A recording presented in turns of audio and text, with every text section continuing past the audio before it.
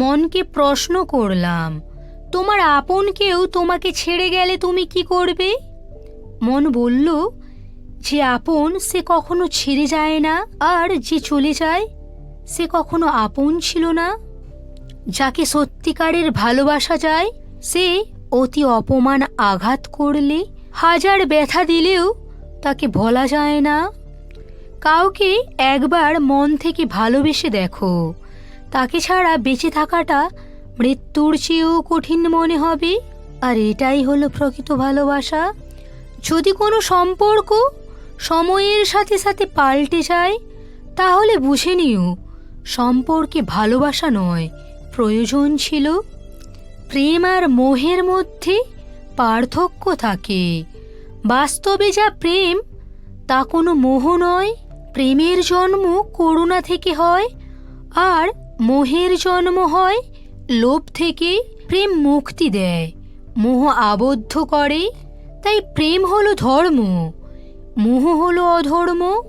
ভগবান শ্রীকৃষ্ণ বলেছেন, তুমি যাকে ভালোবাসো সেও তোমাকে ভালোবাসবে, এমন কোনো নিশ্চয়তা নেই। ভালোবাসা কোনো সম্পত্তির মোহ নয়, জোর করেও তাকে পাবে না।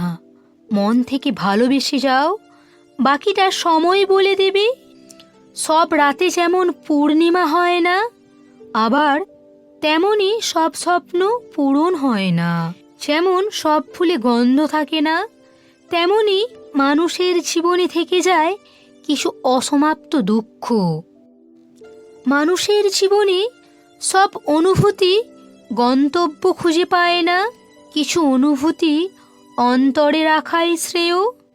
জীবনে সুখ চাওয়াটা খুব সহজ, কিন্তু পাওয়াটা অনেক কঠিন, এটাই বাস্তব। সব দুঃখ প্রকাশ করতে নেই, তার চেয়ে গুমড়ে কেড়ে নেওয়াটাই ভালো।